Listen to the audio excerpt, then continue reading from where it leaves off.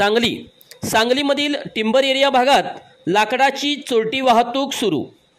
सांगलीमधील timber area भागामध्ये विनापरवाना काळ्या बाजाराने लाकडाची वाहतूक सुरू असल्याची दिसून येत आहे।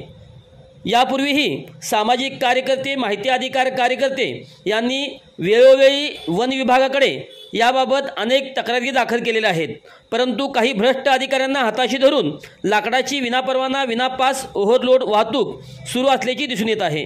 विनापरवाना विनापास ओव्हरलोड लाकडाची वाहतूक सुरू होत असताना मात्र RTO विभाग सांगली यांच्याकडून धडाकेबाज कारवाई होत असताना दिसून येत आहे। याबद्दल नागरिकातून RTO पोलीस यांचे कौतुक होत आहे, परंतु निद्रावस्थेत असलेल्या वन विभागाकडून कोणत्या प्रकारची कारवाई होणार का? या विनापरवाना ओव्हरलोड लाकडाच्या वाहतुकीस आळा बसणार का? याबाबत नागरिकातून संभ्रमावस्था निर्माण झाली आहे।